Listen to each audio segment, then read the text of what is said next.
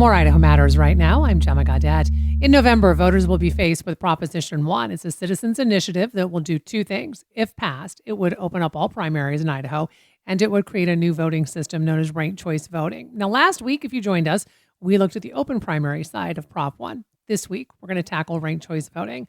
So here to explain how RVC would work if Prop 1 passes are McKay Cunningham, constitutional scholar and graduate professor at the College of Idaho, as well as Doctor Stephanie Witt in the School of Public Service with Boise State University. I want to welcome both of you to the program. Hi, Gemma. Hi, Gemma. Good to be here. Really good to have both of you here. So, who would like to tackle a very quick definition of what ranked choice voting is?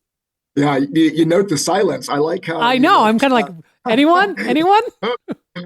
I can give a very general description of it, and then maybe we can get into like a hypothetical. Yeah, because perfect. Gemma, I've been talking about ranked choice voting across Idaho in the past 2 weeks, and what I found is like when you describe it just orally, it's a little difficult to get your mind around, but when the audience sees a sample ballot, the light bulbs go off. So I want to just put that as a disclaimer. It's kind of hard to do verbally, but very generally speaking. Well, why don't we do this, McKay? Sorry to interrupt you. Why don't we just go then right to try to do some ranked choice voting on the radio?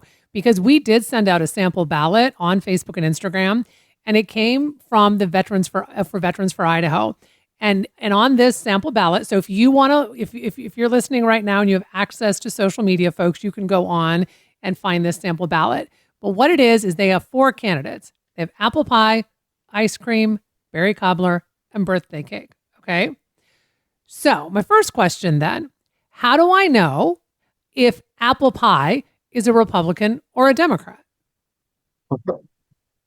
The candidates can identify as a Republican or a Democrat. Dr. Witt, what do you have on that? Well, that's a great question. I actually don't know the answer for sure. I believe it would be marked next to their name, wouldn't it, on the ballot the same way it is now? Just like it normally is, right? How you have the R or the D. Okay. So my next question, Dr. Witt, can all these candidates, as I said, the apple pie, the blueberry, the ice cream, the berry cobbler, the birthday cake, can they all be from the same party? Let's say all of the desserts are Republican. I believe that is the case. If those are the top vote getters in the open primary part that you talked about last week. Okay. Yeah. And so then go ahead, McKay. Oh, sorry, Gemma. I was just going to weigh in. So if we posit a hypothetical, maybe not with regard to desserts, but with regard to like a Senate seat next election, if Prop 1 passes, let's say it's just one seat that 6 candidates are all vying for. Let's say that 4 of those candidates are Republican, 1 identifies as a Democrat, and 1 identifies as an independent. The first thing we do, of course, is we go to the primaries. And you guys have already talked about this on Idaho Matters, but it bears repeating. And that is the primaries don't function to just identify 1 Republican and identify 1 Democrat for the general election. Instead, an open primary, as it's envisioned by Prop 1, just winnows down the top 4 vote getters. And that's all it does. So we go to the primary with this hypothetical. Again, 4 Republicans, 1 Democrat, 1 independent, all vying for the same seat. You go to the primary and it winnows down to the 4 top vote getters. In this hypothetical, let's say that 3 are Republicans and 1 is independent. And that's it for the primary. Then we move to the general election. And it's just 1 vote, like always. It's not like voters have to come in 2 and 3 and 4 times. It's just 1 vote. And that's when ranked choice voting kicks in. Voters go into the general election and they can vote for their preferred candidate, or they can vote for their preferred candidate and then rank the remaining candidates. So after that general election occurs instantaneously, that's why it's called an instant runoff, you will know whether or not one of those 4 candidates received a majority, 50% plus 1 vote. And if one of those 4 candidates does, then that's the winner and we're done. But if none of the 4 candidates receives a majority, the instant runoff kicks in, such that the candidate who received the fewest amount of votes, the fourth placed candidate, that candidate is removed. And every voter who voted for that first place candidate, if they then ranked their second and third preference, then those preferences, or at least their second preference, would be distributed among the remaining three candidates. And that process would continue until you have at least one candidate who has a majority. And that's, at least descriptively, how ranked choice voting is going to work if Prop 1 succeeds. Oh, so here's my question then. So let's say that you've got these three Republicans, one independent, in a Senate race, and go into the general election. I'm at the ballot box and I'm like, you know what? I really only like Republican A. And I don't want to rank anybody else. I can do that, right? Oh, absolutely. Okay. Yeah, you do not have to rank all of the choices if you don't want to. Okay, so then Dr. Witt, let's say I'm like, all right, I'm going to rank them because I like Republican A best, but I like the independent second, and then I like Republican B, but I really do not like Republican C, but I decide to rank it. If Republican C, gets a certain number of votes, let's say, the independent got knocked out, does that mean that even though I don't like Republican C, but I ranked Republican C, that candidate may actually get my vote? I guess it would, in the way that you describe it. And is a little hard to follow live on the radio, but right. I think so, unless I misunderstood what you were giving as an example. If you really don't want someone to get your vote ever under any circumstance, the solution, I think, would be to not include them in your ranking at all.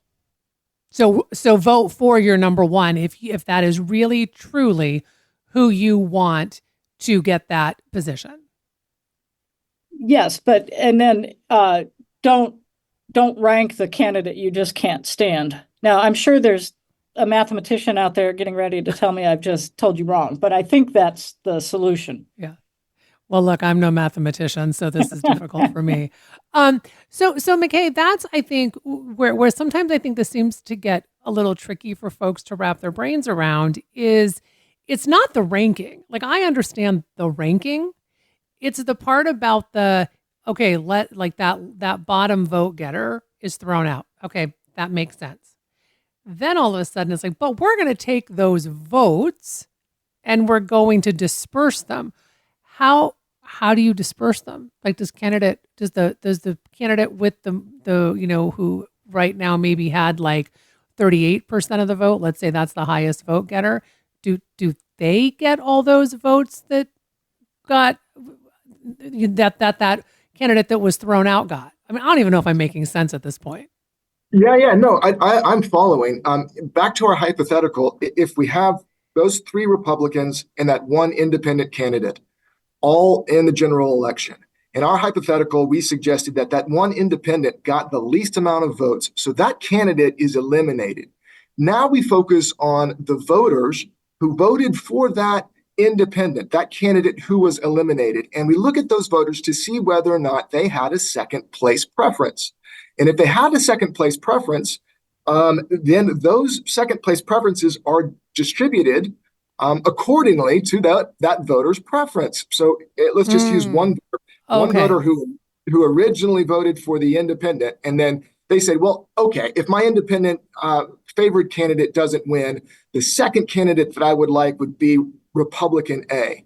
And in that instance, the independent lost, and therefore that voter's second choice is then transferred to the Republican that they wanted as their second choice.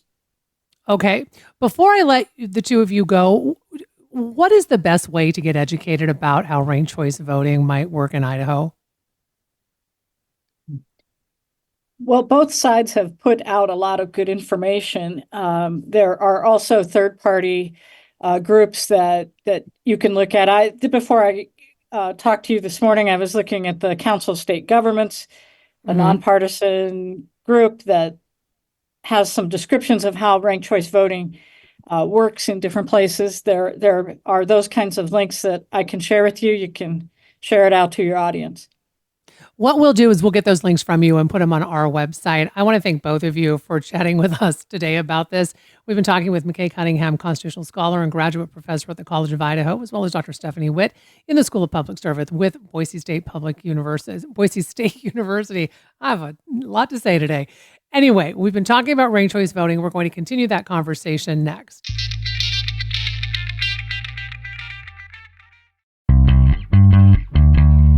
Let's continue our discussion about Proposition 1 and ranked choice voting with Luke Mayville with Idahoans for Open Primaries Coalition. This is the group that gathered enough signatures to put Prop 1 on the ballot. Luke, welcome back to the show. Thanks for having me, Gemma. So why did you want to put ranked choice voting before Idaho voters? Well, the core problem that we're taking on with this initiative is that Idaho currently has a closed primary system. The best possible way to counter that and open the primary system back up so that all voters, including unaffiliated voters, really have a voice, the best way to open the primary is to have a top 4 primary with ranked choice voting. These two reforms, the open primary and ranked choice voting, really fit together hand in glove. And we can talk more about why they go together so nicely. Mm-hmm. So do you believe that ranked choice voting will make Idaho elections more fair? Absolutely. Currently, in our closed primary election system, candidates are winning elections and then making our laws for our state based on just winning support from about 9% of the public. That's not right. Every citizen in Idaho should really have a voice, and we should have elected officials who are accountable to all of the voters, to the broader public, not just a one small group of about 9% of the voters. Mm-hmm. Opening up the primary makes our elected officials accountable to the broader community, including all the independents who will now get to vote in the primary. And ranked choice voting really does the same thing, because ranked choice voting guarantees that the winner of the election has broad support from the community. So, Luke, some critics of Prop 1 have said that by putting both ranked choice voting and open primaries on the same ballot, it's really created confusion among voters. I don't know if you heard our last segment. I think we got a little bit in the weeds with it. I think it really can be a little bit confusing once you get to that last part of, when you're trying to whittle down who wins that race. But how do you respond to that potential confusion among voters? Look, I listened to the last segment and I thought things got a little overcomplicated there. There's a really simple way to understand this. Imagine you're a voter and there's 4 candidates on your ballot. You're voting for governor, say, and you rank candidates 1 through 4. My first choice, second choice, third choice, fourth choice. All that happens when the votes are counted is the very first thing is that the first choices are counted up. If anyone gets a majority, then and there, they're declared the winner. If no one gets a majority, the key thing you need to understand is that the last place candidate gets eliminated. If you voted for that candidate as your first choice, your vote now goes to your second choice. That's it. That's the heart of it. So I'm going to repeat that. If the last place candidate gets eliminated from the race, if that was your favorite candidate, your vote now goes to your second choice. That's the whole thing. If you understand that's the whole process of how the votes are tallied up. And once a candidate gets up over 50% support, they're declared the winner. And so the heart of it really is making sure that the winner of our elections has broad support from the community. Unlike now, where we're choosing winners in restricted closed primaries where barely anyone votes. And we're getting leaders who really only represent about 9% of the public. Well, we're in our elections, because of this closed primary, is that we are basically being in a state that tends to be, it's a Republican majority. We tend to make those decisions in the closed primary. For example, you can take former Lieutenant Governor Janice McGeehan. she won her primary to become lieutenant governor with about 28% of the primary vote. Yes. She still won. She won the election. Yes. So let's walk through that. The former lieutenant governor won the closed primary election with 28% or whatever that was, just of the voters who participated in the closed primary. And that was only about 20% of the total voters. So when you really drill down, it turns out that the lieutenant governor won that election with support from probably something between 5 and 7% of the voters. And then, as you said, Gemma, she then went on to a general election where she's just head to head with a Democratic opponent. And because we are in an overwhelmingly Republican state, she sailed to victory. So it's a broken system. We're electing people who don't truly represent the broader community and aren't really in a position to solve the problems of the larger community because they get elected and reelected with just a tiny sliver of the population supporting them. Mm-hmm. A recent Boise State University poll found support for an open primary, but not for ranked choice voting. The poll found 34% of Idahoans in favor of ranked choice voting and 50% opposed to it. I mean, Luke, again, do you attribute this to that confusion over how this system would work? Personally, I was very critical of the way that poll was designed, and we have not seen that same kind of opposition to ranked choice voting, either in the private polling that we've done for our own campaign, or when we've now knocked over 150,000 doors across the state of Idaho. We have over 2,000 volunteers working on this, and generally, on ranked choice voting, it's closer to 50-50. In terms of support and opposition, and generally, once people hear a simple explanation of how it works, they really warm up to it, and they like the idea that this is a way of guaranteeing that the winner has broad support from the community and doesn't just represent one small sliver of the community. Luke, I only have about a minute and a half left with you, and I do want to quickly get to this question. The Secretary of State joined us earlier in the program today, and we did ask him about his estimate of what ranked choice voting would cost the state to switch over to new voting machines. He put it somewhere between $25 to $40 million. You told the Idaho Capital Sun there's a cheaper way to do this with voting software. What is your response to that? Well, in the time since the Secretary of State did his analysis, there's been some follow-up research done by national experts, including a former county clerk in Utah who actually oversaw ranked choice voting in his county. So he really knows his stuff here.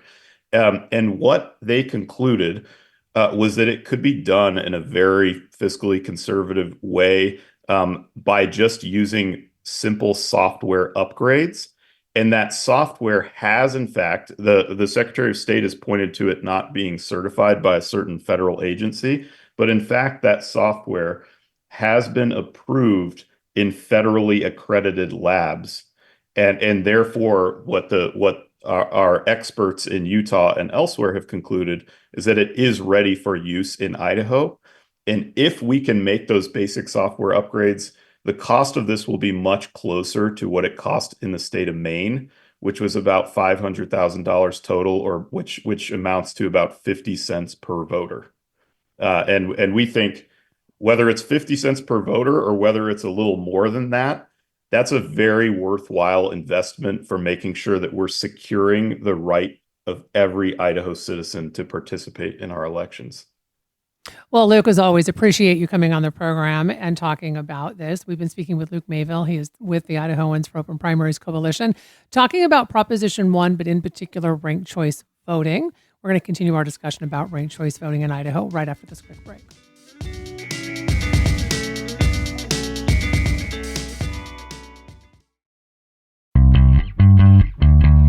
More Idaho Matters right now. I'm Gemma Gaudette, and we are continuing our discussion about Proposition 1 and ranked choice voting with Trent England, the founder and executive director of Save Our States, as well as Jake Ball, chairman of Idaho Fair Elections Political Action Committee.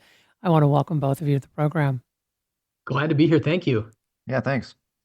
Jake, let me start with you. For folks who aren't familiar, what is the Idaho Fair Elections PAC? Oh, we're just a little political action committee that was formed in July, and our purpose is to educate Idaho voters with regard to what Prop 1 actually is.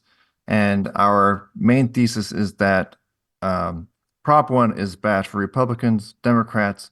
It's really bad for independents, and it is essentially a system that decreases voter choice and is not doesn't work in other parts of the country where it's been tried, and it's just a bad policy altogether. And Trent, what is Save Our States? Yeah, so we're an organization. We've been around about 15 years, originally created to defend the Electoral College. And we also have taken on this issue of ranked choice voting because we think it's a real threat to just simple, fair, honest elections. Jake, you've called ranked choice voting confusing and expensive and, quote, absolutely wrong for the state of Idaho, unquote. Can you tell us a little bit more about why you believe that? Well, let me tell you, in Idaho, we have a really great electoral system. Right now, we have 4 legal political parties, Republican, Democrat, Constitution, and Libertarian. All 4 political parties have a guaranteed slot on the general election ballot, which I believe is great for democracy and also helps all voters have a choice in the general election. Another thing that is important is that Idaho has direct ballot access for independent candidates, which means if you are an independent candidate not affiliated with a party, you don't have to compete in that primary election. You go directly to the general election ballot. So in any given partisan election in the state of Idaho, there are slots for those 4 political parties and independent candidates. With ranked choice voting, you could end up in a scenario with some places in the state of Idaho where you have all Democrats on the ballot and no Republicans, for example, or on the converse, some areas where you have all Republicans and no Democrats to vote for. It's the same system that the jungle primary creates in California, where in many statewide races, you only have candidates from one political party to vote for. And in the end, that simply decreases voter choice. When I show up to a general election, I'm a partisan Republican, and I have no problem saying that, but I appreciate seeing candidates from the other political parties and independent candidates on that ballot. And so, Jake, can I just Yeah. push back a little bit on that though? And that is that there is an argument out there though that when we have a closed primary, which the Republicans have a closed primary, we are a supermajority Republican state. It's nice to say, well, in the general election, everyone has a choice. You can have a Republican and a Democrat and an independent, on the ballot. You make your choice. In Idaho, a lot of times that choice has already been made in the primary. It's closed. It's closed. I would push back on that. It's closed. No, go ahead. But I'd love to hear your thoughts on that because it is a closed primary. So if we really want a democratic system, shouldn't we have our primaries open to anyone who has the ability, the legal ability to vote? Yeah, well, the primary is open to anybody who has the legal ability to vote. But the Republican primary is not. It is. It's open to anybody who registers as a Republican. True. Anyone who registers as Republican candidates. True. Yeah, that's correct. Just like you can only vote in Boise if you live in Boise. You can only help choose the Republican candidates or the Democrat candidates if you actually affiliate with that party. That's been a very basic democratic principle in the United States, going back for more than a century, going back beyond even the history of primaries, where party members chose their own candidates for the political party. I mean, people should get involved. I think what we're really, what you're really saying is that we need people to care enough to get involved with the political parties that nominate candidates. And, maybe in states like Idaho, the Democrats need to nominate candidates that are more palatable to more Idaho voters. Mm-hmm. And Trent, can I just say that, Trent, I know your group says that that ranked choice voting does make it harder to vote and harder to count the votes. And you say it also makes it less transparent. Can you talk a little bit about that?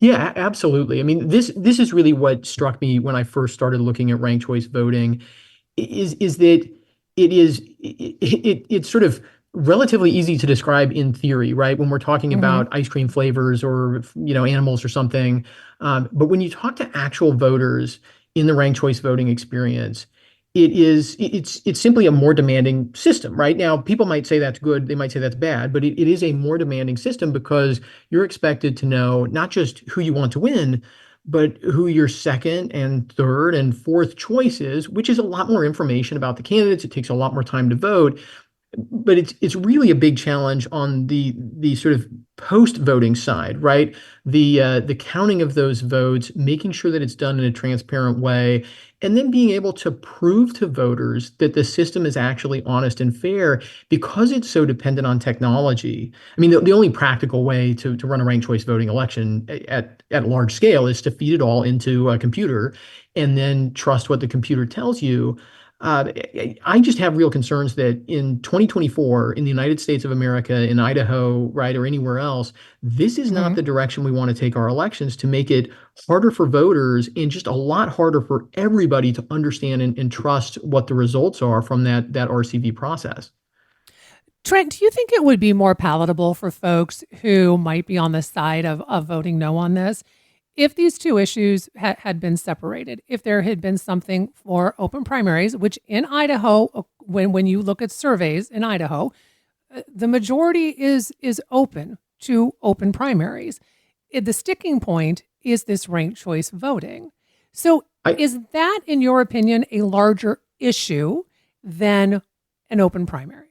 I think that's right. I think it's very telling that as much as the folks pushing Prop 1 want to talk about open primaries, that's not really what this is. It's not a closed primary, right? But when we in the election policy space talk about open primaries, we typically mean a primary election that's open to all voters, not a top four. People call this a California style all candidate primary or a jungle primary. This is not what Idaho used to have. And I think you're right, Gemma. I mean, I understand the argument, even though I push back on it, right? I get it that we have a lot of people who, for whatever reason, feel like they don't want to participate with the parties except to help choose the party nominees. I mean, I think it would be a lot better for Idaho voters and frankly, just a lot more honest if the folks pushing this were just pushing that an open primary, a return to the open primary system and having a debate about that. Because, I mean, ranked choice voting is a big election change, and it shouldn't be lost in the conversation about who gets to vote in the primary election. I mean, this is, as the Secretary of State talked about, I mean, this is a potential $40 million, very complex transformation. And it means that voters have to learn to think about their votes in a different way and try to understand what the process means in I think, a very different way. So this is for either of you, Jake or Trent, because, in Idaho, we have a very large independent electorate. And I have lived in Idaho for a very long time. And I think there is a pride in being an independent in Idaho. And there is an argument to be made that independent voters don't want to register Republican, but they do want to be able to vote in an open primary. So are we disenfranchising a large majority of our electorate when, the issue is, well, then go register as a Republican? And I hate to cut you off, but I only have about 2 minutes left. Yeah, Gemma, I sympathize with that. And I think that if Proposition 1 were to actually return Idaho primaries to the way they were prior to 2012, I think you would have broad support. What's happened here is that Prop 1 does not return Idaho primaries to an open primary system like we used to have that did not require pre-registration with a party to participate in all but the Democrat primary.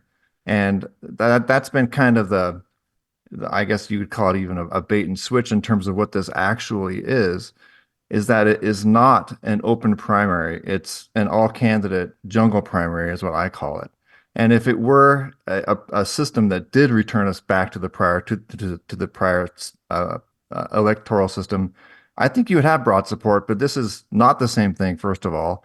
And when you put ranked choice voting on top of it, it just becomes it's confusing, it's overwhelming, and it is a radical change to our entire election system. It's not just an open primary initiative. It is a complete transformation of our entire election system from tip to tail. I want to thank both of you so very much for a lively conversation. Thank you. We've been talking with Trent England, the founder and executive director of Save Our States, as well as Jake Balt, chairman of Idaho for Fair Elections Political Action Committee. Thanks so much for listening to Idaho Matters. Boise State Public Radio and Idaho Matters are members of the NPR network. It's an independent coalition of public media podcasters. You can find more shows in the network wherever you get your podcasts. I'm Gemma Gaudette. We'll see you tomorrow. The candidates for November are set. I know Donald Trump's type. Between now and Election Day, we are not going back. A campaign season unfolding faster. Kamala Harris is not getting a promotion Than any in recent history. Make America great again. Follow it all with new episodes every weekday on the NPR Politics Podcast.